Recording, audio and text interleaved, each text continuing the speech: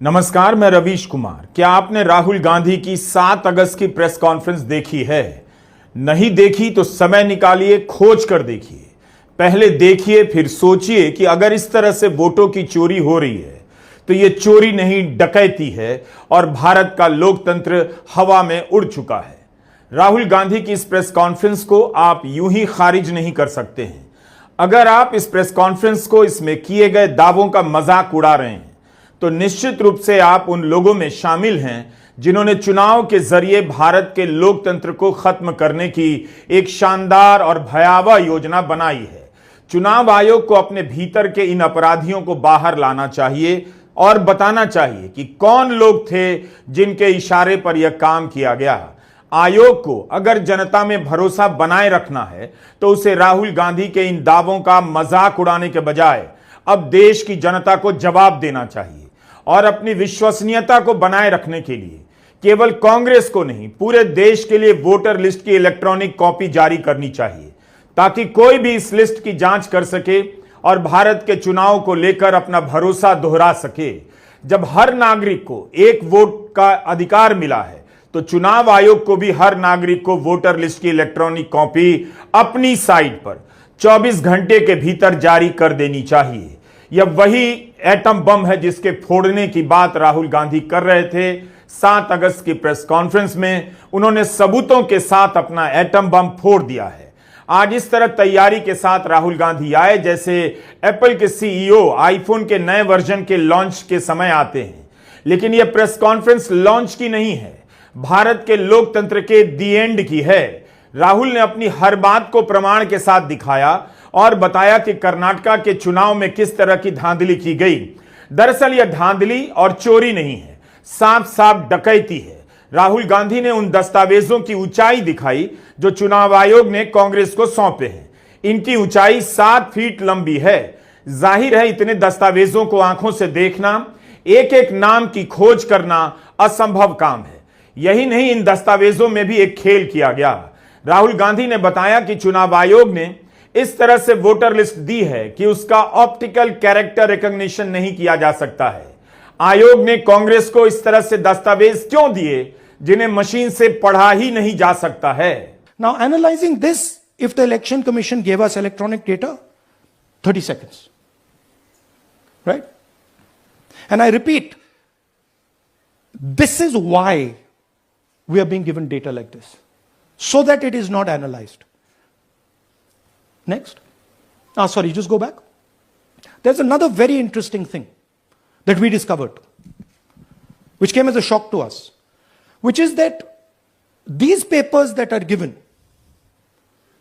they themselves do not allow for optical character recognition.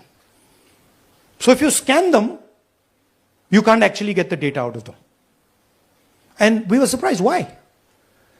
Why is the election commission protecting these pieces of paper? ठीक है, आप soft copy नहीं देना चाहते, but इनको क्यों प्रोटेक्ट कर रहे हो? Right? And EC deliberately provides non machine readable paper. Election commission ने हमें डेटा इस प्रकार दिया है, 7 फुट 200-300 किलो। अब इसमें प्रॉब्लम क्या है कि अगर हम वोटर को निकालना चाहते हैं, मान लीजिए आपका चेहरा है, आपको आइडेंटिफाई करना चाहते हैं, तो आपकी फोटो को हमें सारी की सारी फोटोज के साथ कंपेयर करना पड़ता है। हर फोटो को देख देख कर ये फोटो ये है, तो आप सोचिए कितना काम है। अगर एड्रेस निकालना है तो आपके एड्रेस को अलग सारे के सारे एड्रेसेस से कंपेयर करना पड़ता है। बहुत भारी काम है।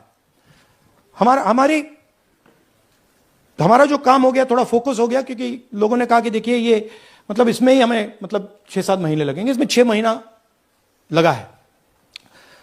और हर कागज को हमने आइडेंटिफाई किया है, कैटलॉग किया है, फोटोग्राफ निकाली है, कंपेयर की है, 6 महीने लगे। अब आप बताइए, पहले तो चुनाव आयोग वोटर लिस्ट की इलेक्ट्रॉनिक कॉपी नहीं देता है, और जब देता है तो 7 फीट ऊंचाई के बराबर कई हजार पन्नों के दस्तावेज सौंप देता है। तो इस तरह से क्यों दे रहा है कि उन्हें मशीन से नहीं पढ़ा जा सकता है? क्या छिपाना है चुनाव आयोग को? क्या चुनाव आयोग को यह भरोसा था कि कांग्रेस पार्टी इस दस्तावेज का कुछ भी नहीं कर पाएगी, और करना चाहेगी भी तो उसे सालों साल लग जाएंगे, तब भी पता नहीं कर पाएगी। इसके बाद भी राहुल गांधी और उनकी टीम ने जो कमियां निकाली हैं, वोटों की खुलेआम डकैती से किसी के भी होश उड़ जाने चाहिए। क्या इसीलिए चुनाव आयोग ने इलेक्ट्रॉनिक कॉपी नहीं दी? अगर उसके काम में घपले नहीं है, तब फिर डिजिटल इंडिया के इस देश में इलेक्ट्रॉनिक कॉपी क्यों नहीं दी जा रही है? हर नागरिक को यह सवाल पूछना चाहिए। राहुल गांधी ने कहा कि इसलिए कर्नाटका के एक लोकसभा क्षेत्र के एक विधानसभा को चुना गया, क्योंकि यह काम मुश्किल हो गया। एक विधानसभा के वोटर लिस्ट की जांच में ही 30-40 लोगों की टीम लगी रही और उस एक विधानसभा के वोटर लिस्ट की जांच में 6 महीने लगे हैं। यह विधानसभा है बेंगलुरु सेंट्रल लोकसभा का महादेवपुरा। राहुल गांधी ने बताया कि 25 सीटों के कारण, इसी तरह की 25 सीटों के कारण नरेंद्र मोदी प्रधानमंत्री बने हैं।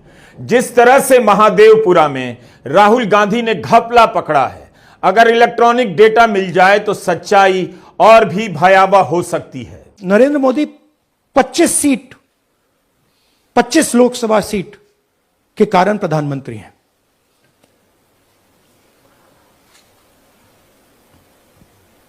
हमें इलेक्शन कमीशन यह डेटा इसलिए नहीं दे रहा है क्योंकि अगर हमने जो यहां महादेवपुरा में किया, अगर हम इसे बाकी लोकसभाओं में करा देंगे तो देश की डेमोक्रेसी की, लोकतंत्र की सच्चाई बाहर आ जाएगी। ये अब एविडेंस है, ये क्रिमिनल एविडेंस है और इलेक्शन कमीशन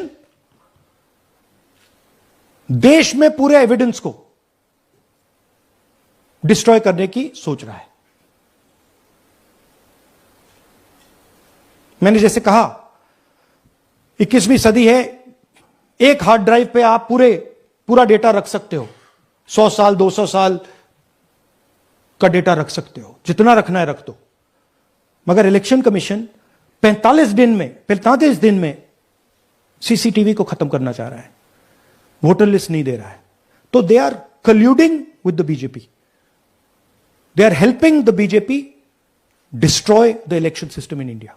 राहुल गांधी ने कहा कि भारत का चुनाव कोरियोग्राफ किया जा रहा है, मतलब इस तरह से सजाया संवारा जा रहा है, तारीखों का ऐलान इस तरह से किया जा रहा है कि चुनावों की धांधली आसानी से की जा सके। उन्होंने कहा कि 6 महीने लग गए एक विधानसभा के वोटर लिस्ट के अध्ययन में। अगर इलेक्ट्रॉनिक लिस्ट मिल जाए तो कुछ सेकंड के भीतर पूरे देश की लोकसभा विधानसभाओं के नतीजों का मूल्यांकन किया जा सकता है। वोटर लिस्ट को लेकर डकैती कैसे हो रही है, राहुल गांधी आगे बताते हैं और कहते हैं कि हर चुनाव के बाद कुछ कारण गढ़ दिए जाते हैं, तरह तरह से समझा दिया जाता है बीजेपी क्यों चुनाव जीत गई। लेकिन उन्हें शक होता जा रहा था, पता चल भी रहा था, मगर ठोस प्रमाण नहीं मिल रहा था, जिसे लेकर 7 अगस्त की प्रेस कॉन्फ्रेंस में वे हाजिर होते हैं। उन्होंने जो डेटा दिया है और उदाहरण दिए हैं, वो चुनाव आयोग के दिए गए डेटा से ही दिए हैं, खुद से कहीं और से गढ़कर नहीं लाए हैं। करोड़ों लोगों को सस्पेशन था कि दाल में क्या कुछ ना कुछ काला है। बीजेपी को एंटी इनकम्बेंसी नहीं लगती थी, ओपिनियन पोल, एग्जिट पोल कुछ कहते थे, रिजल्ट कुछ और आता था। हरियाणा, महाराष्ट्र, मध्य प्रदेश उदाहरण, माहौल बनाया जाता था कि इस कारण जीते। लाडली बहना, पुलवामा, सिंदूर, नैरेटिव क्रिएशन। और फिर इलेक्शन कमीशन कोरियोग्राफ शेड्यूल बनाता था। जब कागज के वोट पड़ते थे, हिंदुस्तान एक दिन में वोट करता था, बट अब इलेक्ट्रॉनिक वोटर मशीन है, महीने लगते हैं।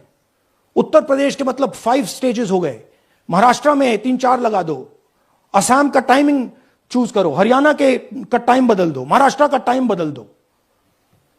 तो इसके कारण हमें सस्पिशन हुआ कि कुछ ना कुछ है। तो राहुल गांधी ने महादेवपुरा विधानसभा के डेटा का अध्ययन कर दिखाया कि मुख्य रूप से 5 प्रकार की धांधलियां हो रही हैं।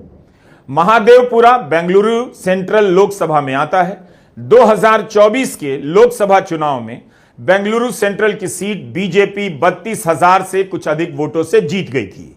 इस पर कांग्रेस को भी 6 लाख से अधिक वोट मिले और बीजेपी को भी 6 लाख से अधिक वोट मिले। लेकिन इस लोकसभा की एक सीट महादेवपुरा ऐसी थी जहां बीजेपी को कांग्रेस से डबल वोट मिला। कांग्रेस को मिला 1,15,586 वोट और बीजेपी को मिला 2,29,632 वोट। बीजेपी इस एक सीट पर 1,14,046 वोट से जीतती है। बाकी 7 विधानसभाओं में कांग्रेस से पीछे हो जाती है, मगर इस एक विधानसभा में 1.25 लाख वोटों से जीतने के कारण लोकसभा की सीट जीत जाती है। इस सीट के वोटर लिस्ट का राहुल गांधी ने अध्ययन किया है और मैं प्रमाण के साथ देश की जनता के सामने रख दिया है। वोटों की चोरी को राहुल गांधी ने 5 कैटेगरी में बांटे हैं। 5 तरीके से होती है। Duplicate voter, fake and invalid addresses, bulk voter in single address, invalid photo, misuse of form 6। Duplicate voter मतलब एक व्यक्ति 3, 4, 5, 6 बार वोट कर रहा है या उसका नाम 5-6 बार आ रहा है। फेक इनवैलिड एड्रेस मतलब या तो पता है ही नहीं या फिर फेक है। बल्क वोटर सिंगल एड्रेस, एक बेडरूम का घर है, उसमें 50 लोग का एड्रेस है और जब हम वहां जाते हैं वहां लोग ही नहीं है, वोटर ही नहीं है। इनवैलिड फोटो, या फोटो है ही नहीं या फोटो इतनी छोटी है कि उसको पहचाना ही नहीं जा सकता। और finally misuse of form 6। Form 6 नए वोटर्स के लिए होती है। जो 18 साल का होता है, पिछले इलेक्शन में जिसने वोट नहीं किया उसके लिए होती है। मतलब 18 से 22-23 की एज होनी चाहिए उसकी। तो इसका जबरदस्त मिसयूज हुआ है। बिहार में एसआईआर के बहाने चुनाव आयोग इतने दावे कर रहा है वोटर लिस्ट की प्रमाणिकता को लेकर, लेकिन कर्नाटका में उसका जो खेल सामने आया है वो डराने वाला है। राहुल गांधी ने कहा कि हम सभी लोकतंत्र को बहुत प्यार करते हैं, मगर अब वह नहीं है। एक विधानसभा में 11,965 वोटर डुप्लीकेट पाए गए हैं जिन्होंने वोट दिए हैं। 11,000 से ज्यादा वोटर डुप्लीकेट कैसे हो सकते हैं और तमाम तैयारियों के बाद इतने वोटर ने वोट कैसे दिए? फिर चुनाव आयोग की अपनी क्या व्यवस्था है? डुप्लीकेट वोटर इस तरह से हैं जो एक ही विधानसभा में अलग अलग बूथों पर वोट डाल रहे हैं और अलग अलग राज्यों में वोट डाल रहे हैं।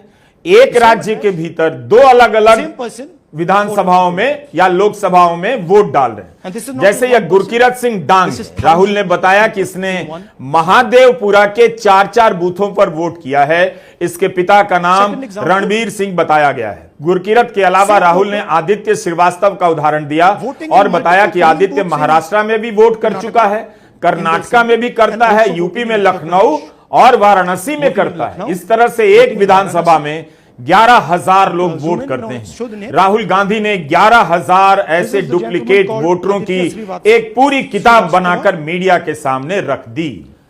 ये देखिए गुरकीरत सिंह डांग, इनका नाम बूथ नंबर 116, 124, 125 एंड 126 में 4 बार। जूम इन कीजिए। ये देखिए गुरकीरत सिंह डांग, फादर्स नेम रणबीर सिंह डांग, हाउस नंबर A413। तो दिखाइए गुरकीरत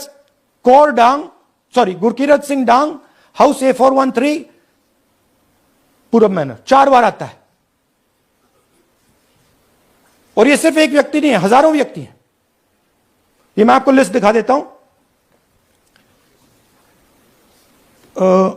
ये है डुप्लीकेट वोटर की लिस्ट, देख लीजिए। ये सब डुप्लीकेट वोटर्स हैं।